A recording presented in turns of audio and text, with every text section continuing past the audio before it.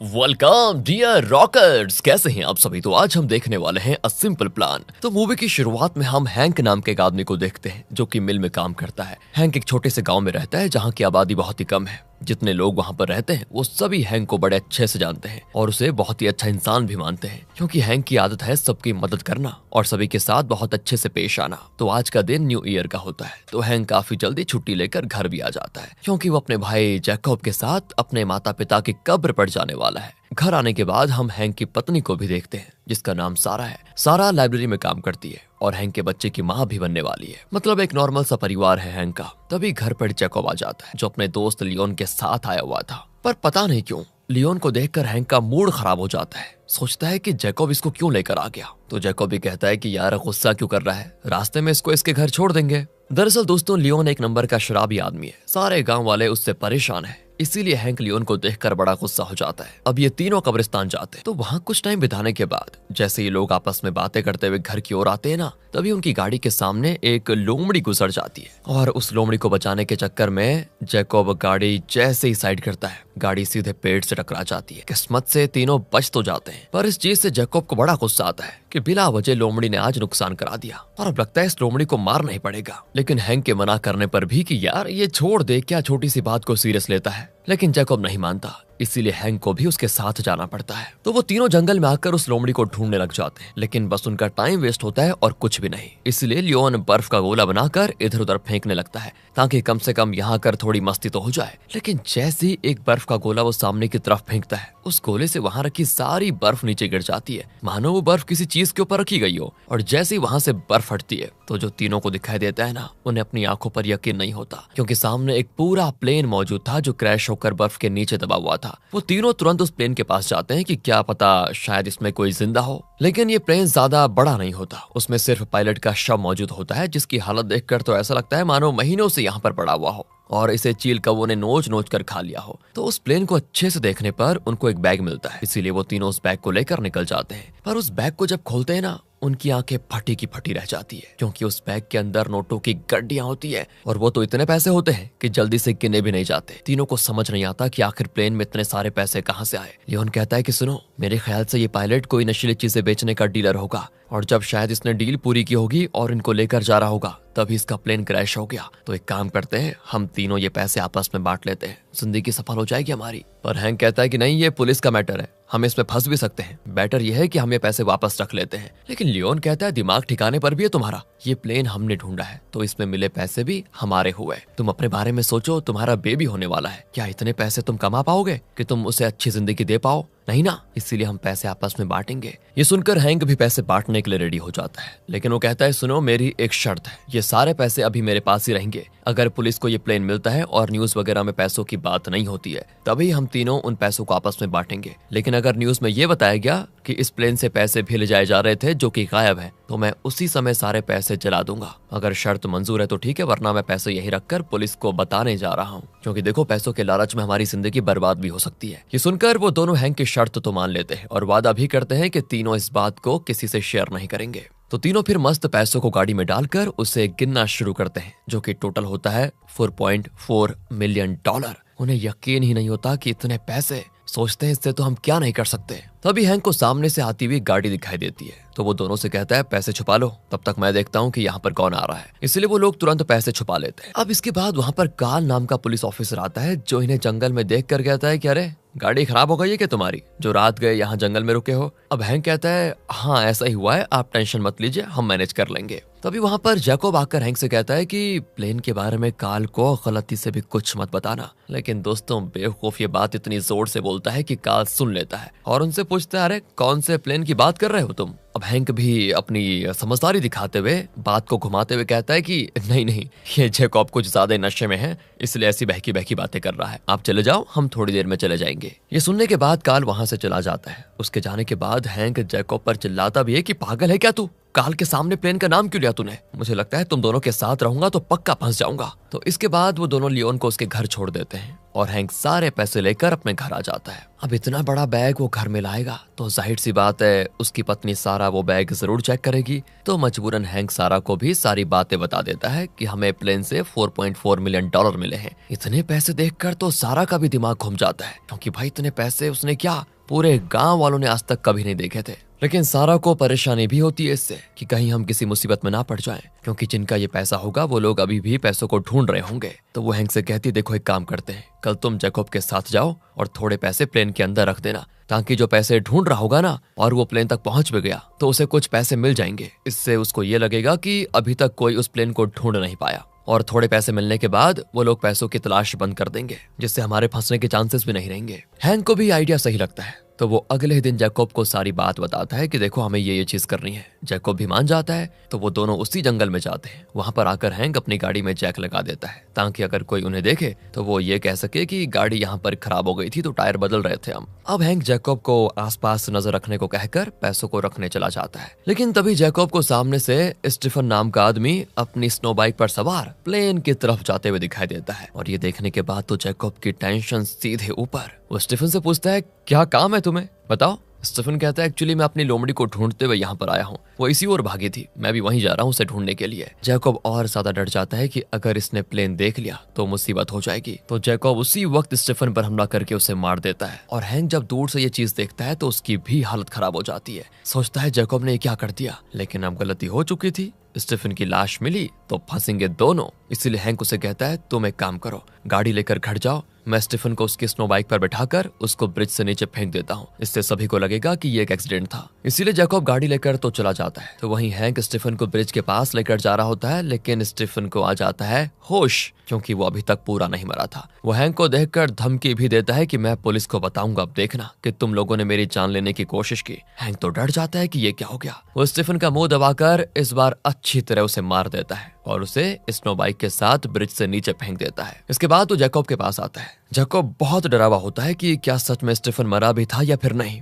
उसने मेरा चेहरा देखा हुआ है, अगर वो जिंदा बच गया तो मैं फंस जाऊंगा। लेकिन हैंक कहता है इसकी टेंशन लेने की जरूरत ही नहीं है। उसे अचानक से होश तो आ गया था, लेकिन मैंने बाद में अच्छी तरह उसकी जान ले ली, इसलिए तुम गाड़ी चलाओ, बाकी चीजें छोड़ दो। घर आने के बाद हैंक स्टीफन की बात को सारा को भी बता देता है, जिससे वो भी घबरा जाती है कि यार ये क्या कर दिया तुमने, कहीं तुम अब हत्या के आरोप में न फंस जाओ यार। तभी न्यूज से उन दोनों को पता चलता है कि स्टीफन की लाश पुलिस वालों को मिल गई है, और उनका भी यही मानना होता है कि ये एक एक्सीडेंट था, इसलिए स्टीफन का केस बंद कर दिया जाएगा, ये पुलिस वाले कहते हैं। तब ये देखकर हैंक और सारा की जान में जान आती है कि चलो बच गए। लेकिन सारा हैंक से काफी ज्यादा होशियार थी। वो हैंक से कहती है कि जैकब को तुम्हें नहीं बताना चाहिए था कि तुमने स्टीफन को बाद में मारा, क्योंकि अगर वो कभी बाद में फंसेगा तो वो तुम्हारे ऊपर पूरी तरह से स्टीफन को मारने का आरोप भी लगा सकता है, इसलिए तुम्हें इस चीज का ख्याल रखना होगा। अगले दिन सारा को लाइब्रेरी से कुछ पुराने न्यूज़पेपर्स मिलते हैं, जिसे वो हैंक को दिखाकर कहती है, इसमें लिखा है कुछ टाइम पहले एक लड़की का अपहरण हुआ था, जिसकी फिरौती के लिए $4.4 मिलियन मांगे गए थे,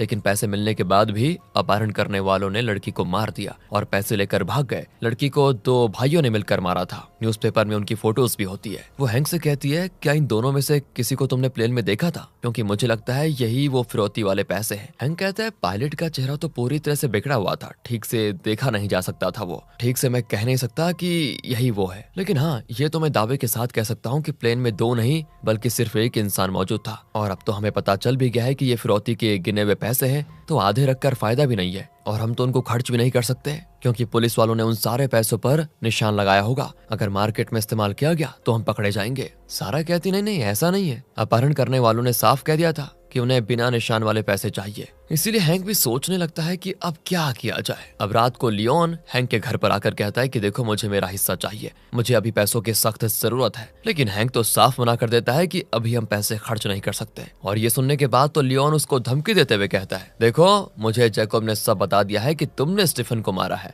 और हाँ मैं पुलिस वालों को इसके बारे में जाकर बता दूंगा। हैंक भी घबरा जाता है कि ये क्या करने जा रहा है, लेकिन वो कहता है तुम ऐसा कुछ नहीं करोगे लियोन, वरना मैं पुलिस को सारे पैसे दे दूंगा, जिससे हम तीनों फंस जाएंगे। और देखो तुम्हें पैसों की अभी जरूरत है, तो लो मेरे पास हाल फिलहाल कुछ पैसे हैं, इन्हें रख लो, कम पड़े तो बाद में और मांग लेना। तो लियोन उन पैसों को लेकर चला जाता है। अगले सीन में सारा एक प्यारी सी बच्ची को जन्म देती है। तभी बधाई देने के लिए जैकब भी हॉस्पिटल आता है, लेकिन हैंक उसे साइड में ले जाकर कहता है कि तुम्हारी हिम्मत कैसे भी लियोन को स्टीफन के बारे में बताने की कि मैंने उसे मार दिया था। देखो, अगर तुम और लियोन मुझे मिलकर फंसाने की कोशिश करोगे ना तो मैं भूल जाऊंगा कि तुम मेरे बड़े भाई हो और अपने साथ तुम्हें भी अंदर करवा दूंगा, इसीलिए आगे से अपना मुंह बंद रखना। जिस पर जैकब हैंक से माफी भी मांगता है कि देखो मैंने गलती से सब उसे बता दिया, आइंदा इस बात का ख्याल रखूंगा। इसके बाद सारा हैंक से कहती है देखो लियोन पर मुझे बिल्कुल भरोसा नहीं है, इसीलिए तुम एक टेप रिकॉर्डर खरीदो और लियोन को बहुत ही ज्यादा शराब पिलाते हुए उसे अपनी बातों में उलझाओ और उसके मुंह से ये निकलवाओ कि उसने ही स्टीफन को मारा है। तो ये एक सबूत रहेगा तुम्हारे पास लियोन के खिलाफ, जिससे अगर वो तुम्हें फंसाने के बारे में कभी सोचेगा भी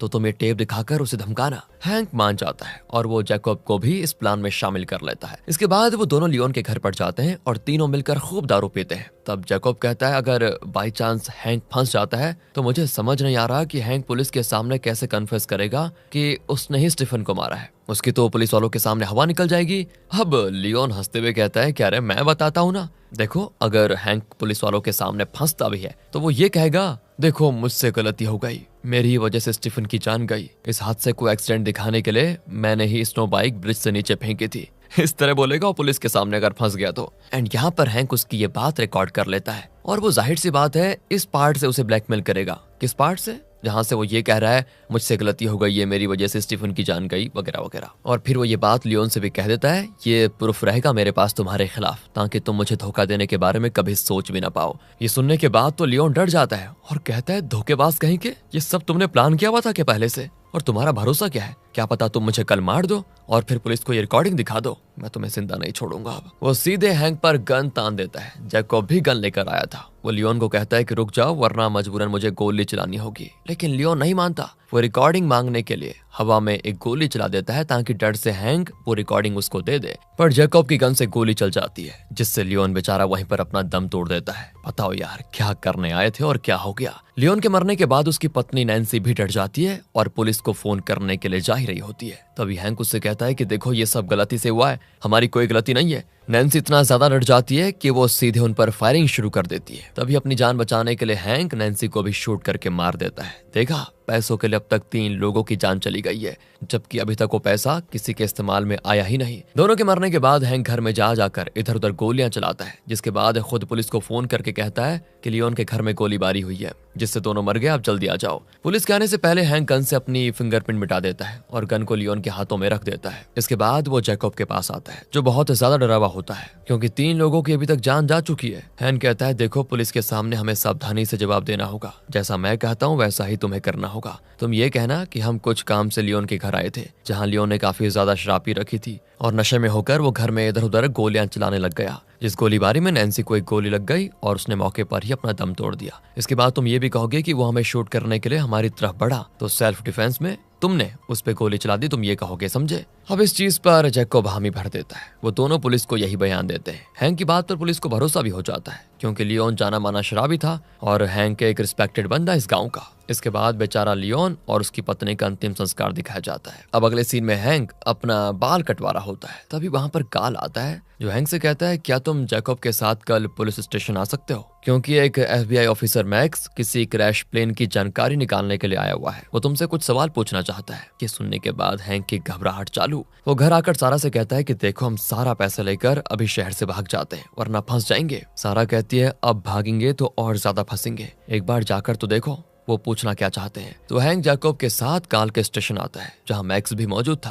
तो काल जैकब से कहता है कि तुम याद करो तुमने जंगल के पास एक बार कहा था कि हैंक काल को प्लेन के बारे में मत बताना। तो इस समय दोस्तों जैकब नशे में तो है नहीं, इसीलिए मैक्स उससे ये पूछना चाहता है कि क्या बाई चांस तुमने जंगल में किसी क्रैश प्लेन को देखा था। तभी हैंक बीच में बोल पड़ता है कि अरे यार आप भी बस ऐसी बात को सीरियस ले रहे हैं, वो तो बस नशे में जैकब ने कह दिया था। मैक्स कहता है नशे में कहा क्या होश में कहा, इसका पता तो वहां जाकर ही लगेगा, इसीलिए हमारे साथ तुम्हें उसी जगह पर जाना होगा ताकि वहां एक बार तलाशी तो ले पाए। अगर सब कुछ सही रहा तो तुम फ्री हो जाओगे। और अब हैंक और जैकब दोनों के पसीने छूट जाते हैं कि कई भैंस पानी में हम फंस गए बुरा। हैंक घर आकर सारा को सारी बात बताता है। सारा कहती है मैक्स को कैसे पता चला कि प्लेन के अंदर ही पैसा होगा, कहीं ऐसा तो नहीं कि उन दोनों अपहरण करने वाले भाइयों में से कोई एक भाई ये मैक्स हो जो अपने पैसे ही ढूंढ रहा हो। तो वो न्यूज़पेपर में छपे दोनों भाइयों की फोटो दिखाकर हैंक से कहती है, क्या मैक्स की शक्ल इन दोनों में से किसी से मिलती है? हाँ, हैंक कहता है एक से तो मिलती है, लेकिन थोड़ा बहुत होलिया बदला हुआ है। जैसे इसकी दाढ़ी है और ये थोड़ा मोटा है, लेकिन मैक्स की दाढ़ी नहीं है और वो पतला है। तो सारा कहती है कि देखो, मेरा एक रिश्तेदार है जो FBI में काम करता है, मैं कल उसे फोन लगाकर पूछूंगी कि क्या FBI वालों ने किसी को काल के स्टेशन भेजा है, क्योंकि अगर मैक्स FBI ऑफिसर नहीं हुआ तो प्लेन मिलते ही वो तुम्हें तुरंत मार देगा। हैंक कहता है, क्या बकवास कर रही हो, मुझे कुछ भी समझ नहीं आ रहा। तुम FBI वालों से भी ज्यादा जानती हो क्या? ये सब तुम्हारी वजह से हो रहा है। वैसे ना तुम कहती कि आधे पैसे रख के आ जाओ, ना स्टीफन मारा जाता, और ना ही वो कन्फेशन रिकॉर्ड करने की नौबत आती, और ना ही लियोन और नैन्सी मारे जाते। सब तुम्हारी गलती है। इससे अच्छा तो मैं सारे पैसे रख कर आ जाता, ना रहता बांस ना बजती बांसुरी। लेकिन सारा कहती, क्या तुम चाहते हो कि तुम्हारा बच्चा गरीबी में पले? हमारे पास इतने पैसे नहीं है कि एक अच्छे स्कूल में इसको पढ़ा पाए। ये पैसे हमारी जिंदगी बदल सकते हैं, इसलिए इन्हें वापस मत करो। हैंक को भी लगता है कि सारा बात तो सही कह रही है, इसलिए पैसों को वापस करने का विचार वो अपने मन से निकाल लेता है। अगली सुबह सारा अपने पहचान वाले FBI ऑफिसर को फोन लगाकर उससे ये पूछती है, क्या कोई ऑफिसर काल के स्टेशन भेजा गया था क्या वहां से? लेकिन उसको जवाब मिलता है कि नहीं, हमने किसी ऑफिसर को नहीं भेजा। सारा समझ जाती है कि मैक्स पक्का उन अपहरण करने वाले भाइयों में से एक है। एक भाई तो मारा गया, दूसरा भाई पैसे लेने के लिए आया हुआ है। वहीं हैंक काल के ऑफिस पहुंच चुका था। तब सारा उसे फोन करके कहती है कि जल्दी से बाहर आ जाओ, मैक्स कोई FBI ऑफिसर नहीं है, वो तुम्हें तुरंत मार देगा। लेकिन हैंक कहता है कि मैं अभी नहीं आ सकता, काल हमारा अच्छा दोस्त है और मैक्स तो काल को भी अपने साथ लेकर जा रहा है। तो इन पैसों के चक्कर में 3 लोगों की जान तो चली गई, मैं अब एक और जान भी नहीं जाने दूंगा। इतना कहकर वो फोन कट कर देता है। अब दोस्तों, काल, हैंक और मैक्स तीनों प्लेन ढूंढने जंगल में जाने को तैयार हो जाते हैं। तब हैंक उन दोनों से कहता है कि एक काम करो, आप लोग जाओ, मैं कुछ भूल गया हूँ, तो उसे लेकर बस 1 मिनट में आता हूँ। इसके बाद हैंक काल के केबिन में जाकर उसकी गन ले लेता है ताकि जरूरत पड़ने पर वो अपना और काल का बचाव कर पाए। इसके बाद वो तीनों जंगल में आ जाते हैं। तभी वहां पर जैकब भी आ जाता है, जिसको सारा ने भेजा था। उसने जैकब को मैक्स की सच्चाई भी बता दी थी, ताकि अगर मैक्स कुछ भी करने की कोशिश करता है तो बाकी मिलकर उसे मार देंगे। उन दोनों को आपस में बातें करता हुआ देखकर मैक्स को शक होने लग जाता है कि जैकब और हैंक कुछ तो छुपा रहे हैं, लेकिन इस समय वो उन पर इतना ध्यान नहीं देता। इसके बाद वो चारों जंगल में अलग अलग होकर प्लेन को ढूंढने में लगे होते हैं, ताकि जिसको पहले प्लेन मिल जाएगा वो आवाज लगाएगा। तब काल को ही सबसे पहले वो प्लेन मिलता है, इसीलिए वो बाकियों को गोली चलाकर वहां बुला लेता है। इस चीज से मैक्स तुरंत प्लेन के पास जाता है, लेकिन तभी हैंक काल को आवाज लगाकर कहता है कि तुरंत मैक्स को शूट करके मार दो, ये FBI ऑफिसर नहीं बल्कि धोखेबाज है, ये हमें मारने के लिए आया हुआ है। हैंक जब तक अपनी गन बाहर निकालता, इससे पहले ही मैक्स काल को शूट कर देता है। इसके बाद वो हैंक को भी गन पॉइंट पर लेकर आ जाता है और कहता है, मेरे पैसे कहाँ हैं? जल्दी मुझे बताओ, मेरे पैसे कहाँ हैं? हैंक कहता है कि सारे पैसे अभी भी प्लेन में मौजूद हैं। तो मैक्स उसको प्लेन के अंदर जाकर पैसे लाने को कहता है। तो हैंक भी अंदर जाकर तुरंत अपनी गन रेडी करता है और थोड़े पैसे वाला बैग मैक्स को दे देता है। मैक्स जब तक पैसे देख रहा होता है, तभी हैंक उस पर गन पॉइंट करते हुए उसे वहीं ठोक देता है, जिससे मैक्स मारा जाता है। अब इतने लोगों को मरता हुआ देखकर जैकब बहुत ज्यादा उदास हो जाता है। वो कहता है कि यार, लालच बहुत बुरी चीज है। पैसों के चक्कर में हमने कितने लोगों की जान ले ली है, लेकिन देखो ना, वो पैसा किसी के काम नहीं आया अभी तक। हैंक कहता है, तुम पागल हो गए हो क्या? भावनाओं में बहने की जरूरत नहीं है। हम पुलिस से कहेंगे कि मैक्स ने काल को शूट करने की कोशिश की, तो काल ने भी गोली चला दी, जिसमें दोनों मारे गए, और मैंने वैसे भी मैक्स को काल की गन से मारा है। जैकब कहता है कि बस बहुत हो गया, अब मुझसे और झूठ नहीं बोला जाएगा, मैं जा रहा हूँ पुलिस को सारी सच्चाई बताने के लिए। हैंक डर जाता है, उसके पास कोई चारा नहीं बचता खुद को बचाने का, तो मजबूरन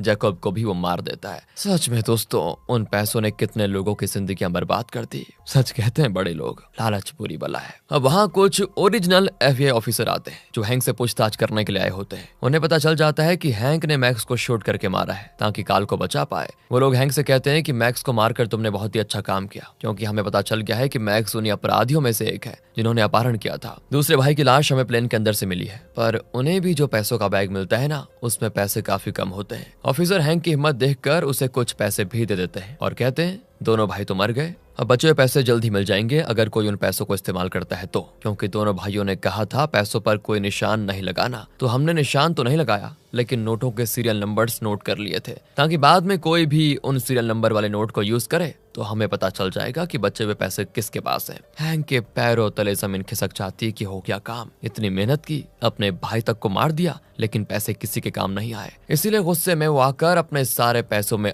आग लगा देता है। सारा उसे रोकने की कोशिश करती है कि हम दूसरे देश जाकर इसको खर्च करेंगे, पर हैंक नहीं मानता, क्योंकि अब वो इन पैसों को लेकर कोई मुसीबत खड़ी नहीं करना चाहता। इसके बाद तो सारा दोबारा पहले की तरह लाइब्रेरी में काम करने लग जाती है और हैंक भी अपने पहले के काम पर चला जाता है। पैसा काम तो नहीं आया, लेकिन हैंक के पास जो था उसे भी उन पैसों ने छीन लिया। इसी के साथ ये मूवी यहाँ पर खत्म हो जाती है। देखा दोस्तों आपने? कमेंट करके बता दीजिए कुछ देखा तो। मिलते हैं आपसे अगली वीडियो में, ध्यान रखेगा अपना। Thanks for watching.